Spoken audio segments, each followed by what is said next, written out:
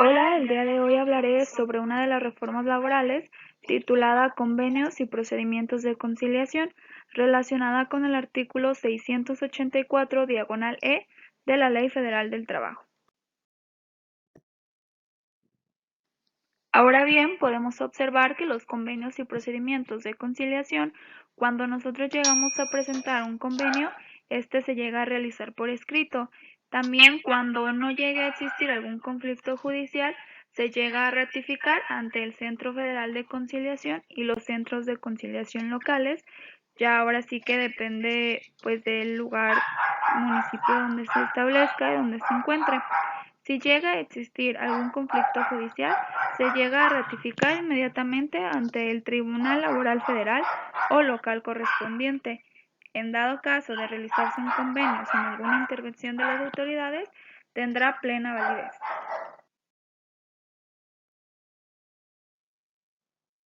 En el artículo 684, diagonal E, de la Ley Federal del Trabajo, nos habla sobre el procedimiento de conciliación que se debe de tramitar conforme a las siguientes reglas.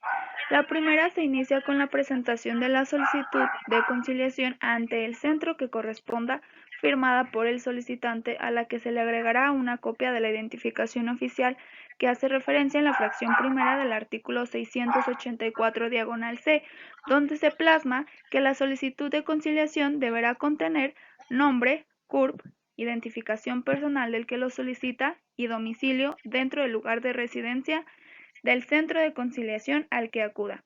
Para recibir notificaciones, el centro facilita los elementos y asigna un buzón electrónico al solicitante. Si no llega a tener esta persona una identificación oficial, basta únicamente que tenga su nombre completo, que pueda proporcionar el sindicato o empresa a quien se citará con un domicilio para poder notificar. Si se llega a desconocer el nombre del patrón o empresa, basta con señalar el domicilio en el que preste sus servicios. Segunda fracción. En los centros de conciliación podrán recibir las solicitudes de conciliación por comparecencia, por escrito debidamente firmado o, en su caso, vía electrónica mediante el sistema informático para que éste llegue a surtir un efecto.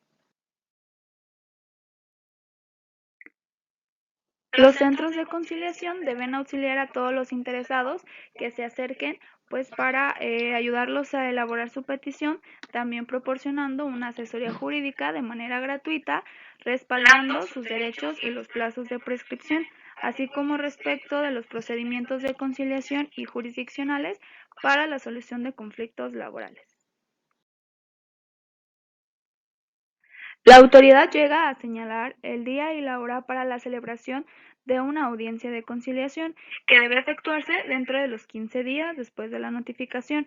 El citatorio se llega a notificar personalmente al patrón con 5 días de anticipación a la audiencia, que de no comparecer se le impone una multa entre 50 y 100 veces de la unidad de medida y actualización, y se tiene como inconforme con algún arreglo en el citatorio.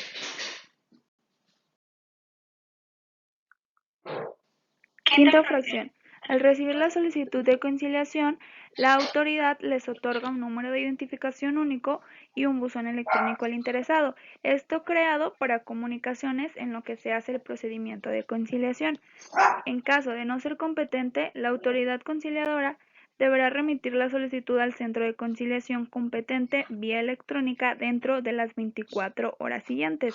En este tiempo también se les llega a asignar por turno una sala de conciliación.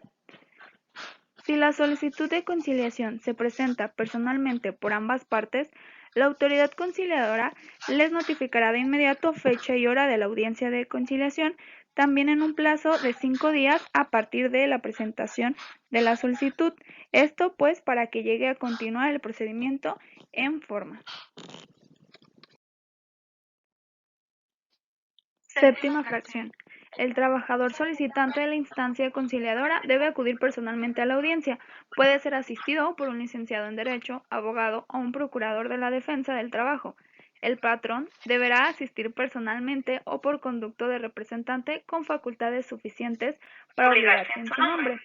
Este mismo podrá acudir con una persona de su confianza, pero no se reconocerá como apoderado por tratarse de un procedimiento y no de un juicio. Octava fracción. Si las partes acuden a la audiencia, la autoridad conciliadora deberá requerirles para que se identifiquen con cualquier documento oficial, verificar que la persona comparezca en representación de la persona moral, acredite su personalidad. De no llegar a un acuerdo, la autoridad emite la constancia de haber agotado la etapa de conciliación prejudicial. Puede llegar a solicitar una nueva audiencia, pero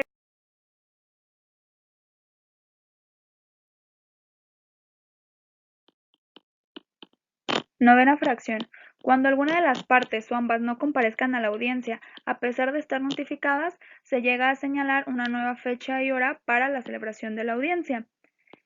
Si la audiencia de conciliación solo comparece el solicitante, la autoridad emite la constancia de haber agotado la etapa de conciliación.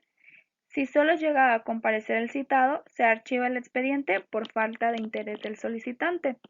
También, en ambos casos, se llega a reanudar los plazos de prescripción a partir del día siguiente a la fecha de la audiencia, dejando a salvo los derechos del trabajador. Onceava fracción. En el caso de que el notificador no haya logrado notificar a la persona, dará por terminada la instancia y promueve un juicio ante el tribunal competente. Doceava. Cuando en la solicitud de conciliación se manifieste la existencia de acoso sexual, discriminación u otros actos de violencia, la autoridad tomará las medidas conducentes para que en ningún momento se llegue a encarar con la persona. En estos casos, se lleva a la conciliación con el representante o un apoderado, evitando que se lleguen a encontrar en un mismo espacio, pues para así no tener cierto daño hacia la persona afectada.